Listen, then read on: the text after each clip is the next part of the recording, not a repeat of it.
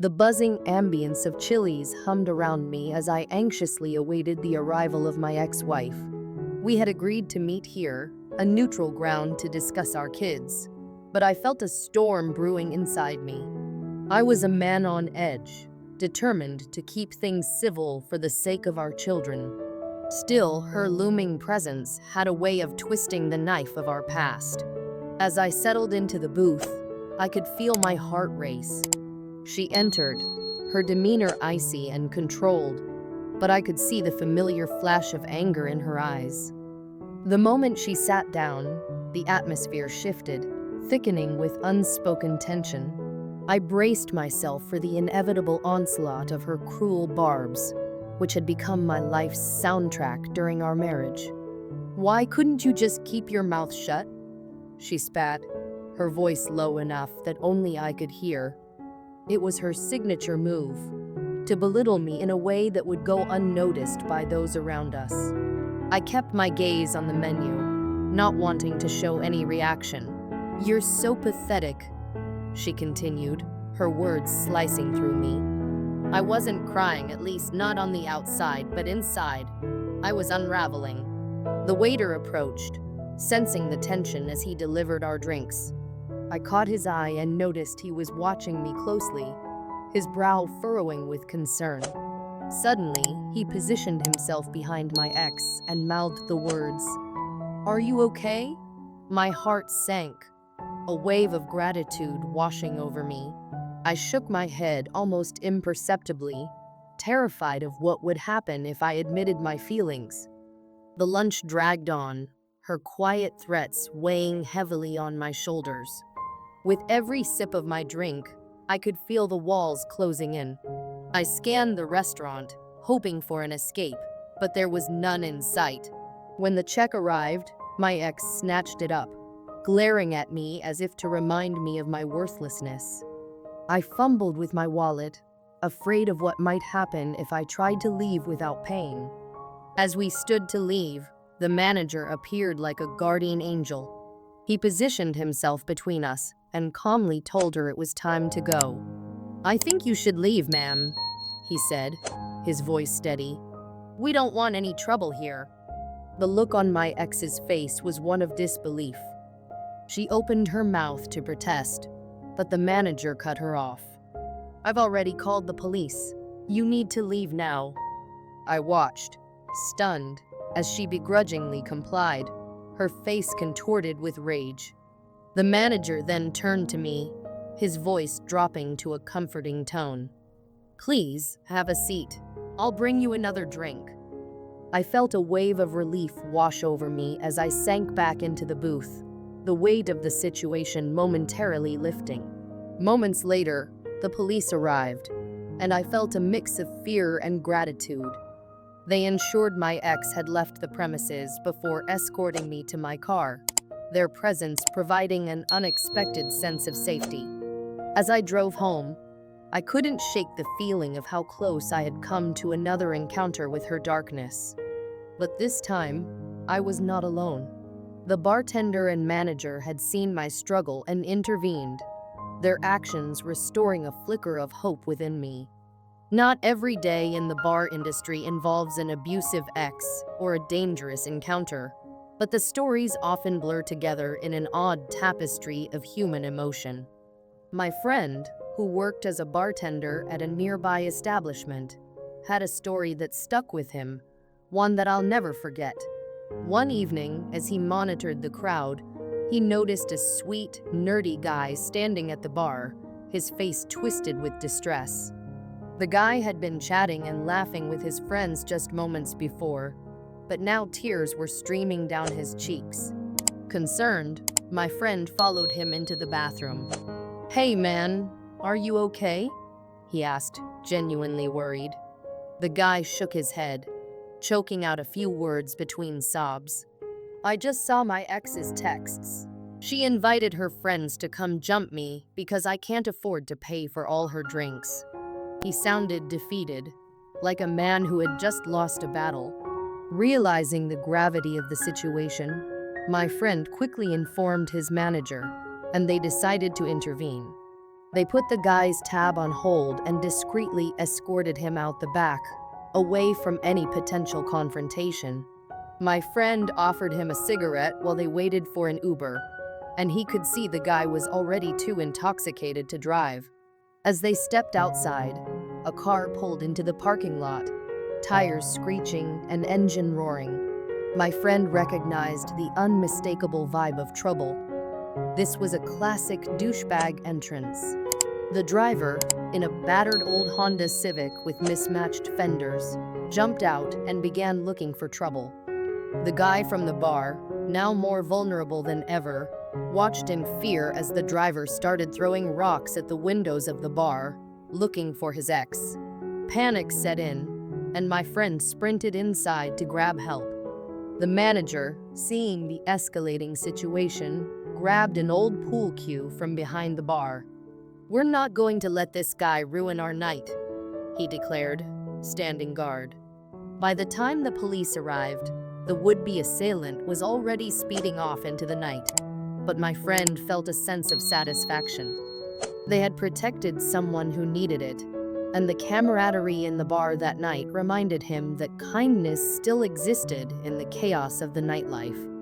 In another corner of the city, another bartender shared a strange but significant encounter. It was a typical busy night at the restaurant when a nervous-looking man approached the bar. "Do you know where Angela is?" he asked, his eyes darting around the room. The bartender, slightly taken aback, squinted. "Sorry, who?" "Angela," he repeated, his expression turning from confused to anxious. The bartender had recently hired a new staff member named Angela, but he wasn't sure if that's who the man was referring to. He glanced over at the kitchen and confirmed Angela was busy at work. "Yeah, she's in the kitchen. I can show you," he offered. The man nodded, his relief palpable as he followed the bartender. But as they neared the kitchen, the man's demeanor shifted dramatically.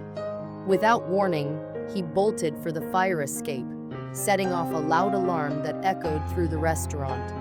Panic ensued, and the bartender rushed to inform the manager. "We need to stop that alarm." "What just happened?" Once the alarm was silenced, the manager turned to the bartender, his expression grave. "That's part of a new police initiative. It's a code for people who feel unsafe on dates. They say it's becoming more common." The bartender's heart raced. "I wish someone had told me," he muttered. That night, as the shift ended, the bartender couldn't shake the thought of what had just happened. He wondered about the man who had been so desperate to escape, and whether he had managed to find safety. The bar industry had its fair share of bizarre encounters, but nothing could prepare my friend for the night he witnessed a reunion gone terribly wrong. It all started with a friend who had recently ended a toxic relationship. He was still healing, trying to find his footing in the world after months of emotional turmoil. He decided to try dating again, cautiously stepping back into the scene. His friends encouraged him to join them at a local wine bar known for its calm, relaxed atmosphere. It was the perfect setting for a fresh start, or so he thought. The evening began well. He met a woman who seemed nice enough. But as the drinks flowed, her demeanor shifted dramatically. The more she drank, the more aggressive she became in her conversations. It was as if she had flipped a switch. His first 4 topics of conversation were alarming. Her disdain for her ex, her love for rough sex, her criticisms of organized religion, and her fixation on how boring his clothing was. She dominated the discussion, launching into aggressive rants about her past relationships, while he struggled to get a word in. Feeling increasingly uncomfortable, he excused himself to the bathroom, seeking a moment of reprieve. Once at the bar, he found my friend, his eyes wide with apprehension. "I need a safety drink," he whispered, the tension palpable in his voice. My friend nodded, sensing the urgency. He quickly ordered an Uber, ready to facilitate an escape. 2 minutes later, The app pinged his ride was on the way. But as he returned to their table to break the news, the woman was in full meltdown mode. She flipped the table, sending glasses crashing to the ground, her voice rising to a fever pitch. "You can't leave. I've been planning this night forever," she screamed, her rage unfurling like a dark storm cloud. My friend's heart raced. This was not a situation he wanted to be involved in. "Hey, let's calm down," he said, attempting to defuse the situation, but it only seemed to fuel her fury. It escalated further, with chairs being thrown and patrons staring in shock. The bouncers moved in, attempting to subdue her, but she lashed out, a fury unlike anything my friend had ever witnessed. Finally, the police arrived, and she was escorted out in handcuffs, screaming obscenities at everyone. In the aftermath, my friend found his friend shaken but unharmed. "What just happened?" he gasped, disbelief etched on his face. My friend shrugged, trying to make sense of it all. "Welcome to the bar scene. Not every encounter ends in laughter. Life in the bar industry is unpredictable, a delicate dance between joy and chaos. Amid the stories of violence and anger, moments of kindness often emerged, painting the nights with unexpected beauty. One evening, a couple walked into the bar, clearly infatuated with each other. As they settled in at a booth, the bartender couldn't help but smile at their obvious connection. They laughed, shared glances that spoke volumes, and seemed to be lost in their own world. But as the night wore on, the woman received a call that shattered the moment. Her father had been in a car accident.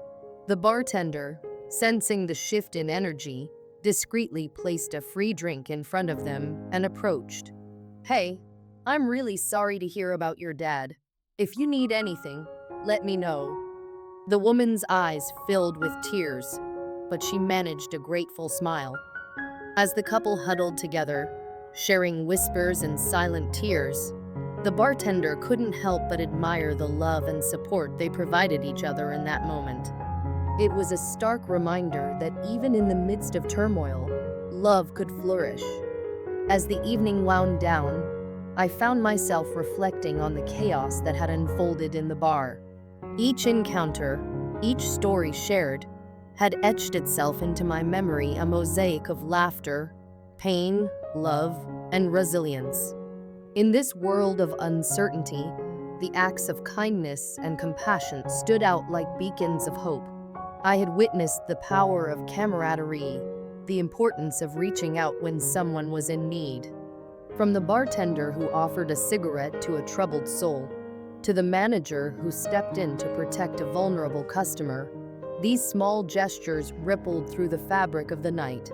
As I left the bar that night, the neon lights flickering behind me, I understood that while the industry could be tumultuous, it also had the potential to heal.